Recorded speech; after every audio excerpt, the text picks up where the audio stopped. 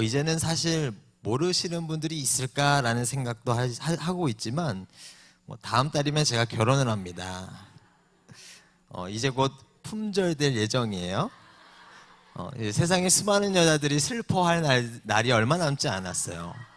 물론 저와 함께할 그녀는 너무 행복한 날이겠지만 라는 이상한 소리와 함께 오늘 말씀을 시작하는데요. 결혼 준비를 하면서 참 감사하고 행복한 순간들을 사실 매 순간 느끼고 경험하고 있습니다. 물론 이미 결혼을 한 이제 선배들이 항상 연락이 오면 아직 늦지 않았다고, 아직 돌릴 수 있는 기쁨과 은혜가 있다고 라고 하면서 이게 굳고 만류하기도 하지만 사실 대부분의 분들이 정말 많은 축복을 해주십니다. 왜냐? 이 결혼이라는 건 그만큼 축복받을 만한 일이기 때문입니다.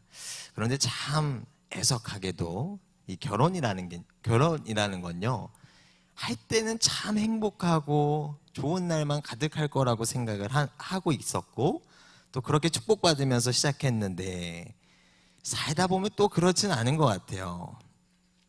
이 왼수 같은 남편을 바라보고, 제 표현은 아니고 저희 어머니 표현입니다. 잔소리만 늘어놓는 아내를 바라보면서 그 첫 마음을 잃어버릴 때가 올 수도 있습니다. 물론 저는 안 그럴 건데 그럴 수도 있다는 얘기예요. 그러나 결혼이라는 건 결혼식을 올리는 그 순간이 행복하기 때문에 올리는 것이 아니죠. 결혼을 통해서 한 부부가 된 그 부부의 관계가 행복해야 되는 줄로 믿습니다. 왜냐? 결혼이라는 건 하나님 안에서 한 부부가 되어 그 관계를 통해서 주의 가정을 이루는 것, 그것이 곧 장차 우리가 누리게 될 하나님 나라의 모형이자 그리스도와의 완전한 영적 연합의 모델이기 때문이에요. 오늘은 인생 베이직 6번째 시간입니다. 그리고 이 결혼 챕터의 마지막 시간이에요.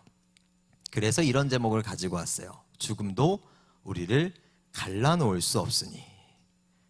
혹시 무서운 거 아니시죠? 이 제목이. 전통적인 결혼 예식을 보면요, 사실 이렇게 말하지 않습니다. 뭐라 그러냐면 죽음이 우리를 갈라놓을 때까지 사랑의 맹세를 지키겠습니다 라고 선언을 해요. 좋은 말이에요. 그러나 반대로 우리가 이해하면 결혼의 여정에도 끝이 있다라는 겁니다. 죽으면 끝인 거예요. 죽는 그 순간에 우리가 맺은 이 사랑의 맹세가 모두 물거품이 되어버리는 거죠. 그러나 성경은 그렇게 말하지 않습니다. 성경에서 말하는 결혼은 굉장히 거룩한 예식임과 동시에 영원한 언약의 예식이에요. 죽음조차도요, 이 결혼을 통해서 맺은 관계를 끊을 수 없습니다. 왜냐? 우리는 죽지 아니하고요, 그리스도 안에서의 영적 연합을 통해서 영원한 생명을 누리기 때문입니다. 우리가 맺는 이 땅에서의 결혼은 장차 맞이할 그때를 미리 예비하고 준비하는 거룩한 시간입니다. 이 땅에서 만난 부부의 연은요, 이 땅에 두고 가는 게 아니에요. 부부간의 관계는 장차 맞이할 그날의 예고편이자 더 큰 부활의 기쁨을 누리게 할 처소인 줄로 믿습니다. 믿음의 사람으로서 살아가는 우리는요, 적어도 이 결혼을 대할 때 이 땅의 일로 치부해서는 안 됩니다. 결혼은 굉장히 영적인 영역일 것입니다. 그래서 우리는 먼저 이 영적인 결혼에 대한 참 의미를 먼저 알아야 할 필요가 있죠. 오늘 우리가 함께 읽은 본문 말씀은 그리스도께서 재림하시는 그때를 요한계시록의 말씀에서 이야기합니다. 오늘 또 에베네셀이 기가 막히게 이렇게 찬양해 주셨는데, 마지막 그때를 뭐라 그러냐면 혼인잔치에 비유해서 말합니다. 우리 요한계시록 19장 7절 말씀, 우리 7절의 말씀은 한 목소리로 읽겠습니다. 함께 합니다. 우리가 즐거워하고 크게 기뻐하며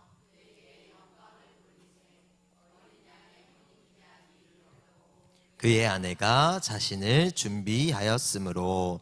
아멘. 우리는 예수님을 믿는 그 순간에요, 그리스도의 영적인 신부가 되어서 영적인 결혼을 맞이하게 됩니다. 그러나 정확한 의미로 아직 결혼을 한 상태는 아니에요. 그분과 약혼을 한 상태입니다. 7절 말씀에 어린 양의 혼인 기약이 이르렀다라고 말해요. 즉 아직 혼인은 하지 않은 상태란 이야기예요. 그리고 말씀하시기를 그의 아내가 자신을 준비하였다 말합니다. 여기서 아내가 누구냐? 요한계시록 21장 2절의 말씀을 보면 또 내가 보매 거룩한 성 새 예루살렘이 하나님께로부터 하늘에서 내려오니 그 준비한 것이 신부가 남편을 위하여 단장한 것 같더라. 아멘. 이 거룩한 성 새 예루살렘이라는 이 신부는요, 당연 우리 교회를 이야기합니다. 그래서 우리 그리스도를 믿는 우리 교회, 바로 우리는 나의 준비, 자신의 준비를 통해서 그리스도와의 정식 결혼식을 준비하는 거예요. 이러한 표현은요, 이 성경이 기록되던 당시 이 유대의 독특한 결혼 풍습을 그대로 반영하고 있는데요. 제가 어릴 적에 우리나라에서도 했었던 것 같아요. 이 약혼식이라 그래서 이 결혼과 거의 동등한 법적 구속력을 갖는 약혼식을 먼저 하고요.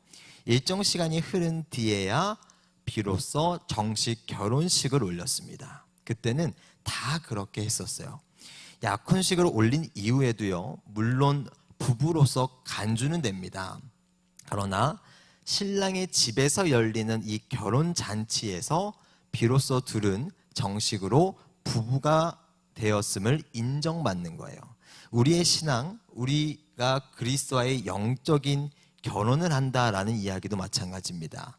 우리는 이 땅에서 그리스도를 믿음으로 그리스도와 약혼을 하는 거예요. 그래서 그리스도와 이 약혼을 통해서 영적인 부부, 그리스도의 영적인 아내가 되었음을 선언합니다. 그러나 우리는 이 땅에서의 준비를 통해서 먼 훗날 하나님께서 우리를 부르시는 그날에 결혼을 통해서 완전한 연합을 그리스도와 함께 이루게 되는 것입니다. 그리고 바로 그 순간에 그리스도께서는요, 우리에게 무엇을 허락하시냐? 빛나고 깨끗한 세마포 옷을 우리에게 허락하셔서 입혀주세요. 이 땅의 그 무엇과도 비견할 수 없는 가장 아름다운 웨딩드레스를 그날에 우리에게 허락하십니다. 본문 8절 말씀입니다. 우리 8절의 말씀 한 목소리로 읽겠습니다. 시작. 그에게 빛나고 깨끗한 세마포 옷을 입도록 허락하셨으니 이 세마포 옷은 성도들의 옳은 행실이로다 하더라. 아멘. 그리스도께서는 그 마지막 때 우리에게 그 무엇과도 바꿀 수 없는 가장 아름다운 결혼 예복을 허락하십니다. 그런데 바로 이 예복, 이 세마포 옷은 성도들의 옳은 행실이다라고 이야기하죠. 마치 우리의 행실, 우리의 착한 행실을 통해서 그 옷을 입혀주시는 것처럼 보일 수도 있지만 전혀 그런 뜻은 아닙니다. 이 안에는 하나님의 말도 안 되는 엄청난 은혜가 고스란히 담겨져 있어요. 옳은 행실로 번역된 헬라어 디카이오마타는 이 도덕적인 선한 행동을 이야기하는 단어가 아닙니다. 요한계시록 15장 4절에도 동일하게 표현되어지는 이 디카이오마타는 주의 의로우신 일이라고 번역을 해요. 즉 우리의 이해한 것이 아니라는 거예요. 오직 하나님의 이해한 것, 하나님께서 선언하신 것을 의미합니다. 더 쉽게 말해서요, 우리가 입게 될 세마포 옷은 나의 이로움, 나의 행실에 의한 게 아니에요. 오직 그리스도의 보혈로 씻겨진 가장 깨끗한 옷, 전적인 하나님의 은혜로 주어지는 가장 아름다운 옷입니다. 성경을 보면 우리의 죄를 깨끗한 옷이나 이 아름다운 옷으로 덮어야 한다는 운유적인 표현이 자주 나옵니다. 우리는 우리의 남편 되시는 그리스도 앞에 아름다워지려면 그분의 은혜로 우리의 죄를 덮어야 하는 거죠. 결혼식 예복의 용도가 무엇입니까? 우리가 결혼식을 할 때 예복을 입는 건 우리가 아무것도 입지 않으면 부끄럽기 때문이 아니에요. 우리가 그 예복을 그날에 갖춰서 입는 것은 우리를 가장 그날에 아름답게 보이게 하기 때문이에요. 마지막 날에 허락받게 되는 그 세마포 옷도 동일하다는 겁니다. 예수께서 자신의 보혈로 대가를 치르셔서 우리의 죄를 덮으시고 그분의 은혜를 우리에게 입혀주십니다. 이러한 표현에 대해서 팀 켈러 목사님이 자신의 책에 이렇게 적어 놓으셨어요. 복음이란 우리가 마땅히 아름답고 선하게 살아야 하지만 그러지 못했음에도 그리스도께서 그렇게 사셨기에 우리의 믿음으로 그분의 아름다움이 우리에게 전가되어지는 것이다. 사랑하는 성도 여러분, 우리가 이 땅에서 그리스도와의 완전한 연합을 위해 준비해야 할 것, 또 우리가 마지막 순간에 가장 아름다운 옷을 입을 수 있는 유일한 방법은 오직 우리의 믿음뿐인 줄로 믿습니다. 주께서 허락하신 가장 아름다운 세마포 옷은 오직 우리의 믿음을 통해서만 주어집니다. 전적인 하나님의 은혜로 주어지는 이 세마포 옷을 허락받아서 그리스도와의 완전한 연합, 가장 행복한 결혼 생활을 이어나갈 수 있는 저와 여러분들 되시기를 주님의 이름으로 간절히 소망합니다. 이것이 바로 성경이 말하는 영적인 결혼이에요. 이 결혼에는 이 땅의 그 어떤 것으로도 바꿀 수 없는 부활의 기쁨이 우리와 함께합니다. 단언컨대 우리가 이 땅을 살아가면서 느끼는 그 어떤 기쁨도, 그 어떤 행복도 이 행복과는 비교할 수 없을 겁니다. 그러나 감히 비교할 수는 없지만 그럼에도 하나님께서 우리에게 이러한 결혼의 기쁨을 누릴 수 있는 하나의 모형을 제시하십니다. 자, 그 모형이 뭐예요? 바로 부부라는 거예요. 부부의 모형은요, 창세기에서 가장 먼저 등장합니다. 제가 이 5주 전인가 가정에 대한 설교를 할 때도 한번 이야기했었는데요. 이 창세기의 결혼, 첫 부부를 통해서 하나님께서 분명하게 말씀하십니다. 우리 창세기 1장 27절과 28절 말씀입니다. 우리 두 절의 말씀 함께 읽겠습니다. 시작. 하나님이 자기 형상 곧 하나님의 형상대로 사람을 창조하시되 남자와 여자를 창조하시고 하나님이 그들에게 복을 주시며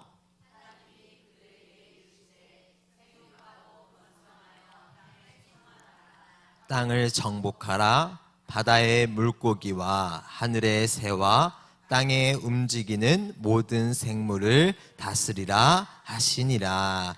아멘. 하나님께서는 이 결혼을 통해 맺은 부부에게 말씀하십니다. 생육하고 번성하여 땅에 충만하라. 그리고 땅을 정복하라. 다스리라. 하나님께서는 남자와 여자를 창조하셨습니다. 그리고 그들에게 복을 주시면서 말씀하세요. 생육하고 번성하여 땅에 충만하라. 이 하나님의 지으심을 통해서 창조된 남자와 여자가 부부가 되어 가정을 이루는 것을 복이라고 말씀하십니다.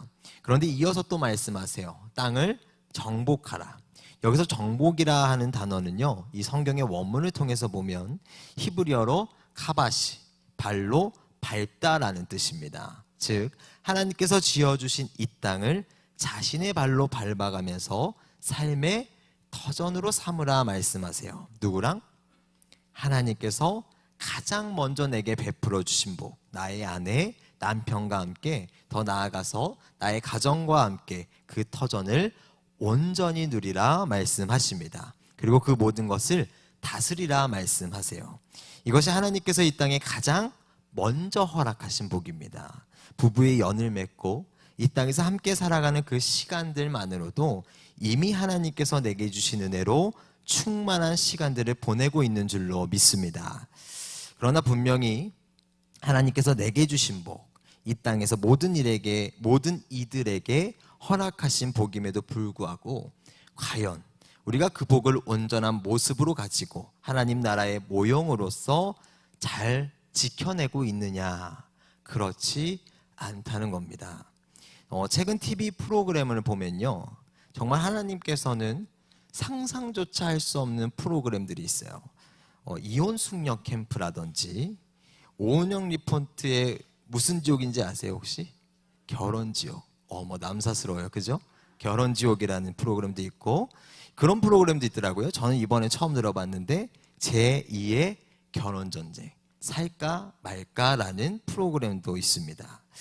요즘 이런 프로그램들이요, 사실 굉장한 인기를 차지해요. 왜 그렇습니까? 우리 부부도 공감되니까 찾아보는 거예요. 아직 사실 저는 예랑이라 그러죠. 예비신랑이기 때문에 사실 그걸 보면서 공감되지는 않습니다. 제가 공감되면 이상한 거잖아요. 그래서 참 공감하기는 어려운데 그런 프로그램들을 지나가면서 보면 나도 정말 그럴까 싶기도 하고요. 저 정도일까 싶기도 합니다. 그러나 결혼도 안 해본 예비신랑이 드릴 말씀은 아닐 수 있지만 적어도 하나님 나라의 모형이라 할 수는 없습니다. 이뿐 아니라 우리가 사는 이 시대가 성적으로는 또 얼마나 타락한 시대입니까? 부부가 아님에도요, 이 관계를 맺는 것에 대해서 사실 요즘 젊은 세대는 아무런 감흥도 없습니다. 심지어는 그저 그것이 자신의 쾌락을 쫓는 행위로서 전락해 버리기도 했습니다. 그러나 사실 이런 성적인 부분까지도요, 굉장히 거룩한 거예요. 하나님께서도요, 가장 먼저 된 복을 허락하실 때 생육하고 번성하라 말씀하셨습니다. 또 뿐만 아니라 성경 여러 곳에서는 이 부부의 사랑, 이 사랑 자체만을 담고 있는 수많은 말씀들이 있죠. 특히 잠언 5장 18절에서 19절 말씀을 보면 이렇게 말합니다. 내 샘으로 복되게 하라. 내가 젊어서 취한 아내를 즐거워하라. 그는 사랑스러운 암사슴 같고 아름다운 암노루 같으니 너는 그의 품을 항상 족하게 여기며 그의 사랑을 항상 연모하라. 아멘. 남편에게 아내의 품을 항상 연모하라 말합니다. 심지어 이 아가서의 말씀은요, 그 성경 전체가 이러한 주제들을 담고 있습니다. 이 성적인 부분은요, 사실 조금 낯간지러운 주제이기는 하지만 사실 굉장히 성경적이고 거룩하고 신성한 거예요. 그러나 그 안에 하나님께서 허락하신 복이 아니라 인간의 쾌락과 잘못된 욕망이 섞이게 되었을 때 그것은 분명 죄라고 선언하십니다. 대표적인 예시가 창세기에 나오는 소돔과 고모라 이야기입니다. 지금까지도 소돔과 고모라 하면요, 이 성적 쾌락과 죄악을 상징할 때 굉장히 많은 예시로서 써집니다. 이 소돔과 고모라는 쾌락과 이 향락이 만연한 도시였어요. 심지어는 이 성적 쾌락이 극에 달하자 동성애까지도 만연했던 곳이 바로 소돔과 고모라입니다. 즉 하나님 나라의 모형을 완전히 상실해버린 곳입니다. 부부가 부부로서의 기쁨을 잃어버렸고요, 하나님께서 태초에 허락하신 그 복까지도 저버렸어요. 그런 결과가 무엇이었느냐? 완전한 멸망이었습니다. 하나님께서는 그 소돔과 고모라를 그 죄악에서 심판하십니다. 이제는 시대가 많이 변했다라고 말하시는 분들이 덜어 있을 수도 있습니다. 대표적인 케이스가요, 이 동성애자들을 위한 퀴어 축제라는 축제가 있어요.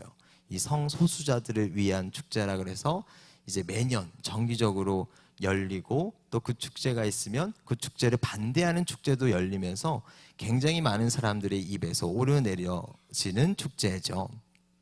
그럼 이러한 축제도요, 시대가 변했으니까 용납될 수 있는 축제냐?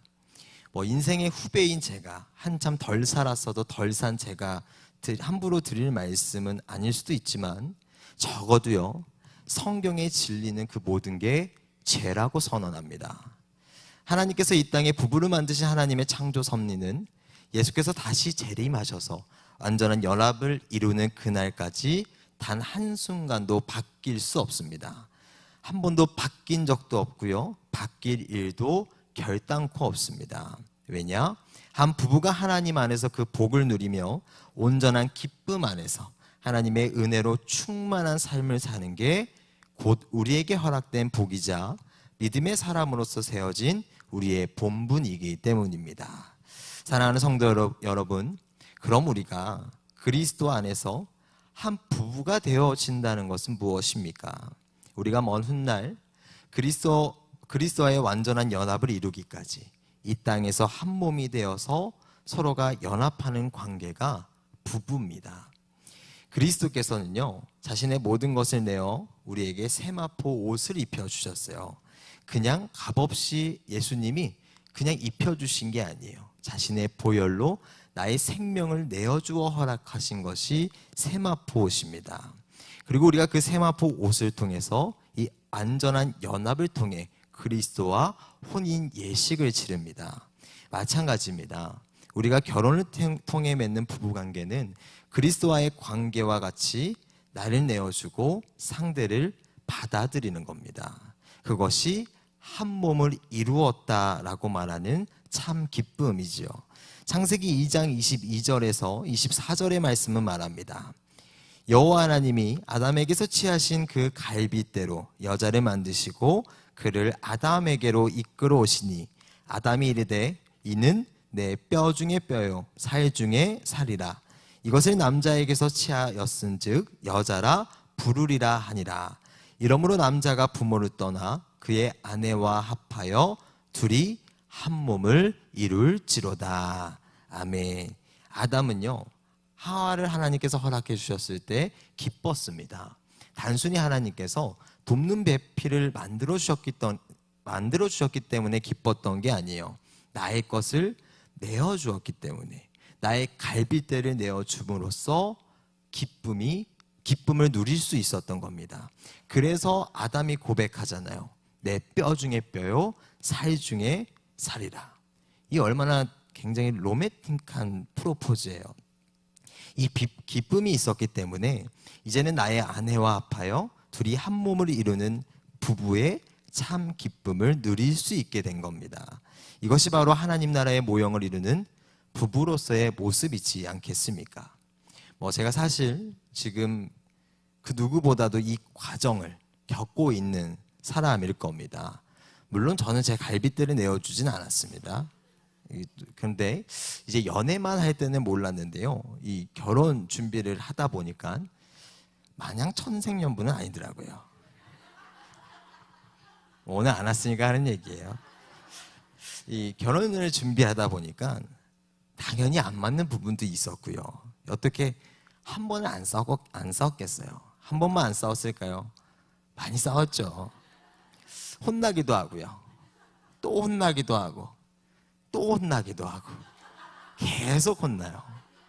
제가 이 교회에 와야 교육 목사지 같이 있을 때는 이길 수가 없더라고요. 그런데 사실 저는 이 시간이 너무 행복합니다. 적어도 제가 살아서 느껴본 행복 중에서는 지금이 제일 행복한 것 같아요. 왜냐하면 하염없이 필요하다 하면 내 것을 내어주기 때문이에요.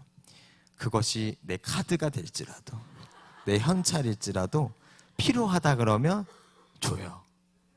내 것을 이제 내어주면서, 물론 이제 현금 얘기를 했지만 그것보다도 내 삶을 공유한다는 거, 서로가 서로를 위해서 서로가 맞춰간다는 시간들이 이 시간 속에 있습니다.